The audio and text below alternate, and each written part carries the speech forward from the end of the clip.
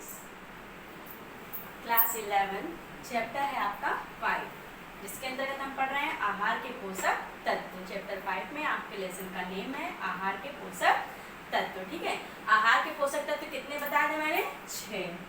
ठीक है, जिसमें से आपके 3 हो चुके हैं, चौथा आपका ये स्टार्ट हो रहा है। प्रोटीन हो चुका है आपका, वसा हो चुका है और कार्बोहाइड्रेट्स हो चुका है। ठीक है, आज है आपका खनिज लवण। ठीक है, खनिज लवण।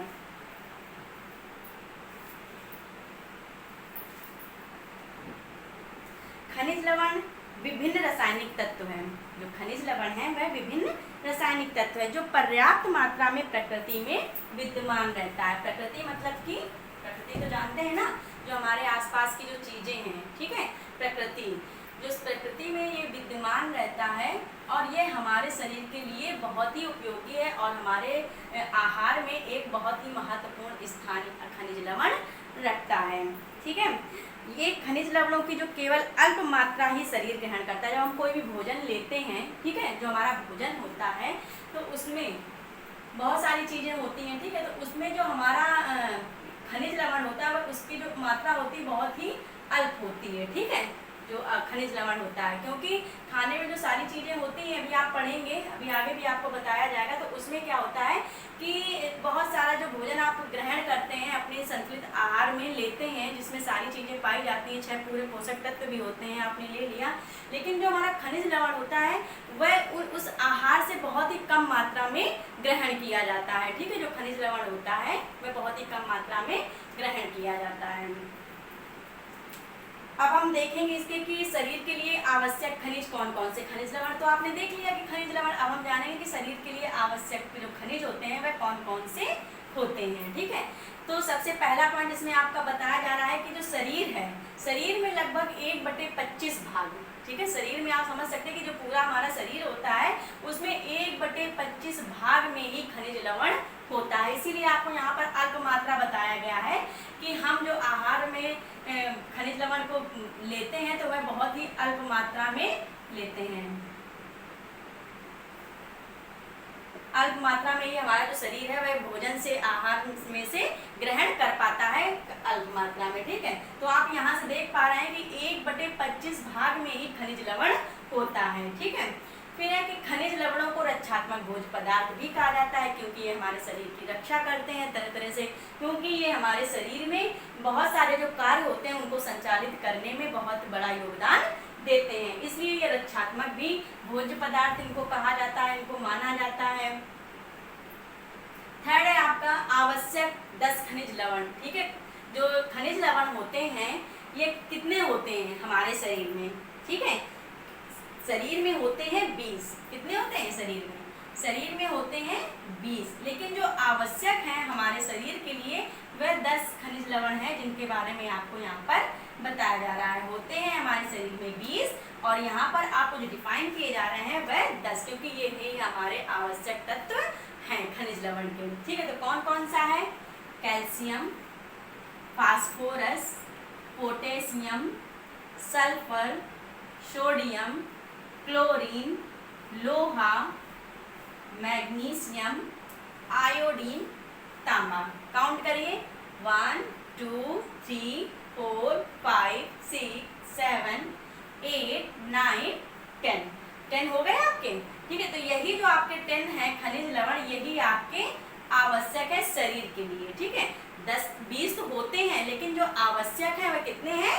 वह सिर्फ 10 हैं, जो आपको ये बता दिए गए। ठीक है, ये आपकी बुक में दिया हुआ है, आप अच्छे से इसको और भी डिफाइन करके रीड कर सकते हैं, बाकी आपको आगे चल के इनके बारे में भी आपको बताया जाएगा। ठीक है, अब ये काम किस आता है?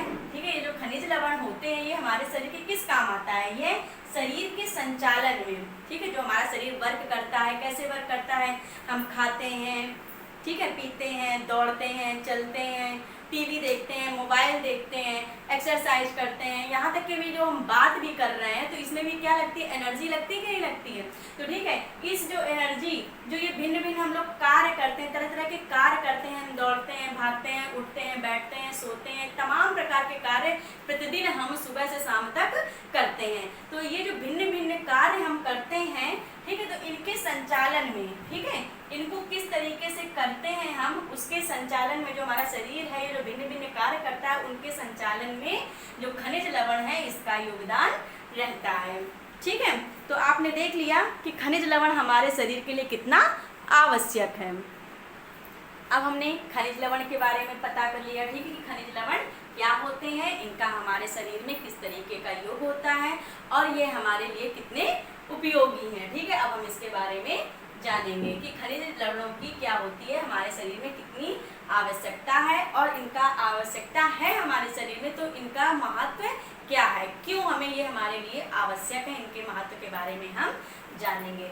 तो ये जो खनिज लवणों की जो आवश्यकता है यह दो भागों में बांटी गई है। ठीक है, जो खनिज लवणों की आवश्यकता है वह दो भागों में बांटी गई है। पहला है आपका शरीर निर्माण संबंधी कार्य, किसमें हेल्प करता है, जो खनिज लवण होते हैं हमारे भिन्न प्रकार के, जो 10 प्रकार के अभी आपको बताया गया, वैसे 20 प्रकार के होते हैं लेकिन 10 प्रकार के आपकी बॉडी के लिए बहुत ही इंपॉर्टेंट होते हैं। ठीक है, तो जो 10 हैं ये हमारे किस लिए वर्क करते हैं, शरीर निर्माण संबंधी कार्य में। किसमें वर्क करते हैं, शरीर के निर्माण में, शरीर की वृद्धि में, शरीर के विकास में ये हमारी हेल्प करते हैं। दूसरा है शारीरिक क्रियाओं में सहायक कार्य। ठीक है, जो खनिज लवण होते हैं ये हमारे शारीरिक क्रियाओं में, जो हम शरीर से प्रतिदिन कार्य करते हैं, जैसे कि अभी बताया मैंने, उठना, बैठना, सोना, जागना, सोचना, ठीक है, जितने भी कार्य हम खेल कूद के करते हैं, टीवी देखना करते हैं, ठीक है, बात करते हैं, इन सभी में जो भिन्न भिन्न क्रियाएं होती हैं शरीर की, उसमें हमारी खनिज लवण जो है ये विभिन्न प्रकार के, जो आपको अभी पॉइंट्स बताए गए, ये सहायक होते हैं इन कार्यों को करने में। सबसे पहले हम देख लेते हैं कि शरीर निर्माण संबंधी कार्य, इसके बारे में मैंने बता दिया, शरीर की क्रियाएं जो होती हैं उसके बारे में, ये सारी हर कार्य में ये हेल्प करते हैं खनिज लवण। अब है कि शरीर निर्माण संबंधी कार्य किस किस तरीके से, तो पहला आता है कि दांतों एवं हड्डियों का निर्माण। ठीक है, दांतों में किन चीज़ों की जरूरत होती है, कैल्शियम की जरूरत होती है, फास्फोरस की जरूरत होती है, अभी आपने पढ़ा उन पॉइंट्स में। ठीक है, तो दोनों चीज़ें आ गई यहाँ पर कि नहीं आ गई, तो ठीक है, दांतों एवं हड्डियों के लिए जो निर्माण के लिए आवश्यकता होती है, हमारी हड्डियाँ कैसे मजबूत रहे, हमारे दांत कैसे मजबूत रहे, तो इनके लिए हमें किनकी आवश्यकता होती है, कैल्शियम और फास्फोरस की। ठीक है, रक्त के निर्माण में भी ये योगदान देते हैं। रक्त हमारा यानी कि ब्लड में किस तरीके से हमारा सहयोग करते हैं, ये रक्त के महत्वपूर्ण जो तत्व होते हैं। ठीक है, रक्त में तो हमारा ये निर्माण में सहयोग करते हैं, जो हमारा ब्लड बनता है उसके निर्माण में ये सहयोग करते हैं खनिज लवण। लेकिन इसके अतिरिक्त जो होता है वो हीमोग्लोबिन, ठीक है, हीमोग्लोबिन जो होता है, हीमोग्लोबिन का जो निर्माण होता है वह मुख्य रूप से किससे होता है, लौह खनिज से होता है। लौह खनिज से होता है, किसका, हीमोग्लोबिन का।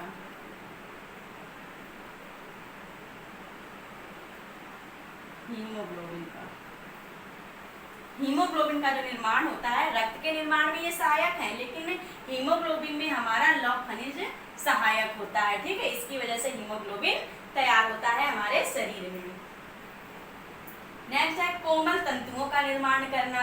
ठीक है, कोमल तंतु जो होते हैं हमारे शरीर में, ठीक है, उनका ये निर्माण करते हैं, उसमें ये योगदान देते हैं। जैसे उदाहरण के लिए आप मान लीजिए, जैसे कि पेशी एवं तंत्रिका कोशिकाएं, ठीक है, इनके निर्माण में फास्फोरस की आवश्यकता होती है। ठीक है, तो फास्फोरस की आवश्यकता जब होती है तो ये उसमें योगदान अपना करते हैं। ठीक है, खनिज लवणों से मांसपेशियों एवं तंत्रिका कोशिकाओं को शक्ति एवं दृढ़ता भी प्राप्त होती है। ठीक है, इसमें क्या होता है कि जब खनिज लवण मिलता है शरीर को तो इससे क्या हो जाता है कि जो मांसपेशियां होती हैं, हमारी तंत्रिका तंत्र होती है, कोशिकाएं होती हैं, उनको क्या मिलती है, शक्ति मिलती है, ताकत मिलती है, और शक्ति मिलने के बाद में वह जो दृढ़ता भी एक उनमें आती है। ठीक है, तो ये इन सब चीज़ों से क्या होता है कि आपने देखा खनिज लवण से हमारे लिए कितना उपयोगी है, ये दांतों में भी सहायक है क्योंकि ये शरीर का निर्माण कर रहा है, रक्त के लिए भी निर्माण कर रहा है, हीमोग्लोबिन में लौह खनिज योगदान करता है,